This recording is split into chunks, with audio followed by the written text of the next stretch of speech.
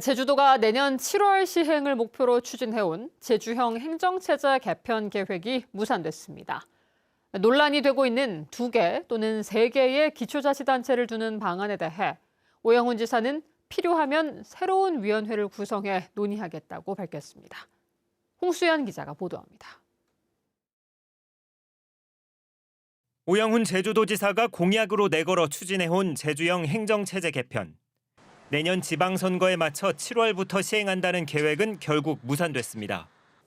오영훈 지사는 제주형 기초자치단체 도입을 위한 주민투표가 올해 실시되더라도 최소 1년의 준비 기간이 필요하고 행정구역 문제를 먼저 정리해야 한다는 것이 정부 입장이라며 내년 시행이 어렵다고 시인했습니다. 지금 현재 시점에서는 내년 2026년 기초자치단체 도입은 어렵다는 점을 도민 여러분께 말씀드리고, 다만 제주형 행정체제 개편이 이재명 정부의 국정과제에 반영된 만큼 대통령 임기 내인 2027년이나 2028년 7월 시행을 목표로 추진하겠다고 밝혔습니다. 이를 위해 가장 큰 쟁점인 2개 또는 3개 기초자치단체 도입 문제를 다시 논의해 도민 의견을 모으겠다고 강조했습니다.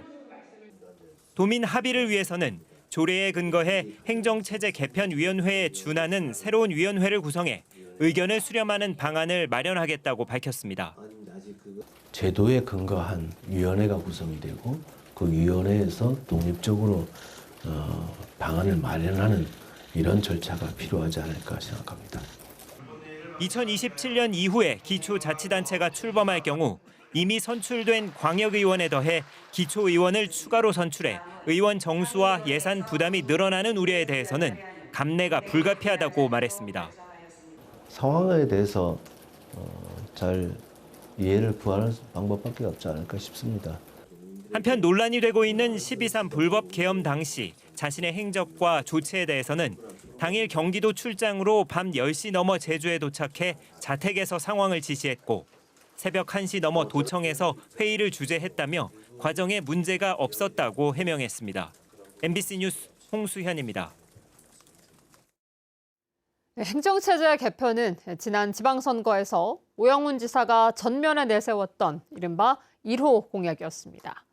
숱한 논란 속에서 연구 용역과 여론조사, 도민 참여단 300명의 수기 토론에 48차례의 도민 경청회까지 거쳤지만 사실상 공약 폐기 수순을 밟으면서 정치적 책임론도 제기됩니다. 권혁태 기자가 보도합니다. 지난 지방선거에서 오영훈 지사는 행정체제 개편을 전면에 내세우며 2026년 도입을 자신했습니다. 주민공감대가 형성되어진다면 바로 시행할 수 있는 겁니다. 그래서 저는 2년 내에 주민투표를 준비해서 2026년 지방자치 때부터는 새로운 기관 구성 형태를 달리하는 새로운 자치단체를 구성할 수 있다 이렇게 생각합니다. 이후 행정체제 개편위원회가 출범했고 매번 300명 이상의 시민들이 참여하는 수기 토론도 4차례 가졌습니다.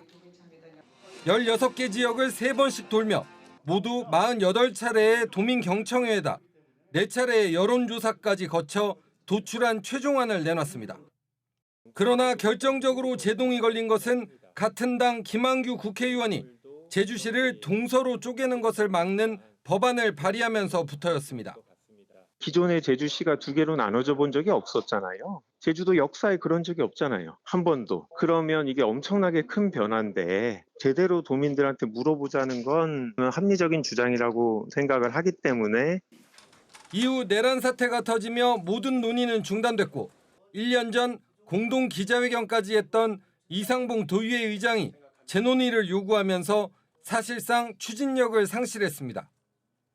당장 도지사의 시간표에 맞춘 무리한 정책 추진이라는 비판이 나옵니다. 제2공항에 대한 주민투표 요구의 건에 대해서는 묵살하고 이 행정체제 개편에 대한 주민투표는 이상민 장관을 명예도민으로까지 이제 위축하면서 약간 주민투표를 구걸하듯이 하는 모습에 대해서 도민을 주인으로 보고 있는가 하는 그런 의심이 들었고. 공약을 폐기하면서 지방선거 전 주민투표와 2027년 개편이라는 시기를 다시 제시한 것도 부적절하다는 지적이 이어집니다. 기초자치단체 도입 시기와 행정구역 조정의 문제는 좀 더 숙고하는 시간이 필요하다. 좀 더 도민들의 의견을 다양하게 수렴하고 적절한 방법을 통해서 이 문제를 조정하는 이런 방식으로 가야 된다고 생각을 합니다. 임기 내내 모든 이슈를 삼켰던 행정체제 개편이 무산되면서 우영훈 지사의 정치적 책임론도 앞으로 강하게 제기될 것으로 보입니다. MBC 뉴스 권혁태입니다. 제주참여환경연대는 논평을 통해 오영훈 제주도지사가 지난해 12월 3일 불법 계엄에 동조했다는 의혹을 도민들이 갖는 것은 당연하다고 주장했습니다. 또 제주도가 당시 계엄령에 따라 청사를 폐쇄했다는 보도자료를 냈는데도 도청 폐쇄 보도를 가짜뉴스라 하고 법적 조치를 취하겠다고 겁박하고 있다며 떳떳하다면 실체적 진실을 밝힐 수 있도록 협조해야 한다고 주장했습니다. 제주 마이스 다목적 복합시설에서 부적합한 단열재를 썼다는 제주 MBC 단독 보도와 관련해 한국건설기술연구원에서 현장을 찾아 재시험을 진행했습니다. 한국건설연구원은 오늘 서귀포시 중문동 제주 마이스 다목적 복합시설 공사 현장을 찾아 외벽에 시공된 단열재에서 시료를 채취했습니다. 이 시료를 대상으로 열 방출률과 가스 유해성 등 화재 안전 검사를 진행할 계획입니다. 제주 소방의 인사관리가 부실한 것으로 드러났습니다. 제주도 감사위원회는 인사관리 업무 등을 부적절하게 처리한 제주도 소방안전본부와 소방서 4곳에 대해 43건을 행정상 조치하고 관련자 14명에게는 경고와 주의 조치했습니다. 감사위에 따르면 서귀포 소방서는 지난 2022년 승진 대상자에 음주운전으로 징계를 받은 직원을 포함시키고 소방안전본부는 이를 모른 채 심사 업무를 처리했고 징계 처분 대상자의 승급 제한 기간을 잘못 반영해 보수를 지급하기도 했습니다. 우도에서는 그동안 교통혼잡과 사고를 막기 위해 차량 운행을 제한해오다 지난달부터 조치를 일부 완화했는데요. 버스를 타고 들어오는 단체 관광객들이 많아지면서 면허가 없는 중국인들에게까지 전동 카트를 빌려주고 있습니다. 우도 현지를 박현주, 손세호 기자가 다녀왔습니다. 바다가 시원하게 펼쳐진 우도의 해안길. 검은색 전세버스들이 배에서 줄지어 내립니다. 버스에서는 사람들이 끊임없이 쏟아지고 섬 곳곳으로 발길을 옮깁니다. 16인승 미만 전세버스 운행 제한이 풀리면서 중국인 단체 관광객들이 크게 늘었습니다. 중국인 단체 관광객이 더 많이 증가하고 있고 8월 전세버스랑 렌트카 허용 후로 관광객이 지난달 대비 한 50% 정도 훨씬 더 증가했고 차량과 방문객이 늘면서 사고 위험은 다시 높아지고 있습니다. 헬멧을 안 쓰고 위험하게 도로를 달리는 관광객들도 자주 눈에 띕니다. 불법 영업이 의심되는 전동카트 대여도 이뤄지고 있습니다. 중국인은 협약상 국제면허증을 쓸 수 없는데도 차를 빌릴 수 있다는 전단지를 중국인 관광객들에게 광고합니다. 일반 도로에서 차량을 운전하는 경우 운전자는 무면허 운전 혐의로, 대여업체는 무면허 운전에 대한 방조 혐의로 형사처벌될 수 있습니다.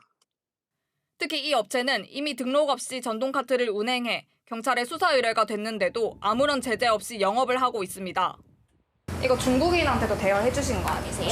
영업 방해하지 마시고 나가시라고. 우도에서 차량 운행 제한 조치가 완화된 건 지난달 1일. 16인승 이하 전세버스와 전기 렌터카, 대여용 이륜차 신규 영업이 가능해지면서 차량은 9%, 방문객은 2% 늘었습니다. 하루 평균 420대의 차량과 5,200명이 넘는 관광객들이 섬을 찾는데 보다 강력한 단속과 대책이 필요해 보입니다. MBC 뉴스 박현주입니다. 올여름 제주 평균 기온이 관측 이후 가장 높았던 것으로 집계됐습니다. 제주지방기상청에 따르면 지난 6월부터 8월까지 제주도 평균 기온은 26.4도로 평년보다 1.9도 높아 역대 가장 더운 여름으로 기록됐습니다. 폭염 일수는 14.5일로 평년 3.8일보다 4배 가까이 많아 지난해에 이어 역대 2위였습니다. 한편 강수량은 315.3mm로 평년의 45% 수준에 그치면서 역대 두 번째로 적은 수준을 보였습니다. 말다툼 끝에 배로 레저보트를 들이받은 선장이 해경에 입건됐습니다.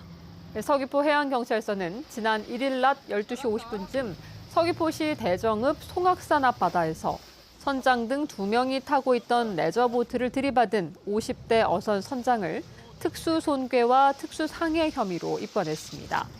이 사고로 레저보트 일부가 파손되고 선장이 부상을 입은 것으로 알려졌는데 해경 조사 결과 이들은 사고 직전 낚시 포인트 문제로 갈등이 있었던 것으로 파악됐습니다.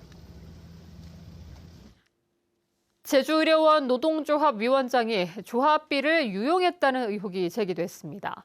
제주의료원 노동조합은 위원장이 조합비 공금 계좌에서 1,500만 원을 자신의 개인 계좌로 송금한 뒤 500만 원만 돌려준 것으로 확인돼 조사를 진행 중이라고 밝혔습니다. 해당 노조 위원장은 바자회 물품 구입 비용을 자신의 개인 계좌로 송금한 뒤 적자가 나는 바람에 갚지 못했다고 주장했는데 회계 처리가 불투명했던 점을 인정한다며 위원장직에서 사퇴했습니다. 한국마사회의 제주목장 개장 30주년 기념식이 열렸습니다. 기념식에서 정기환 한국마사회장은 제주목장이 외국산 말에 의존하던 한국 경마가 자립하기 위한 기반을 구축한 역사적 전환점을 마련했다고 평가했습니다.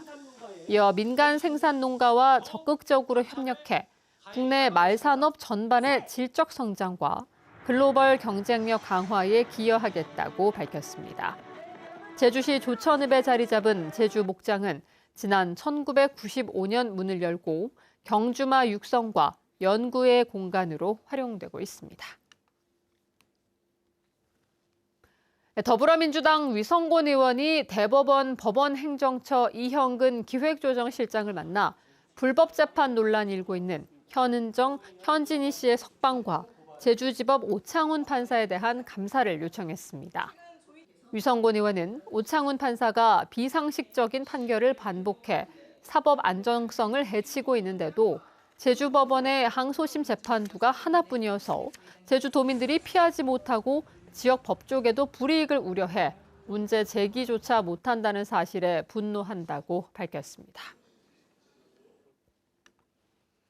뇌사 상태에 빠진 50대 여성이 장기 기증으로 3명의 생명을 살렸습니다.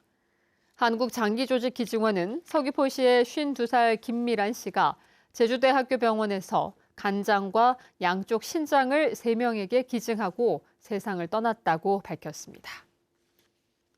뉴스데스크 제주였습니다. 고맙습니다.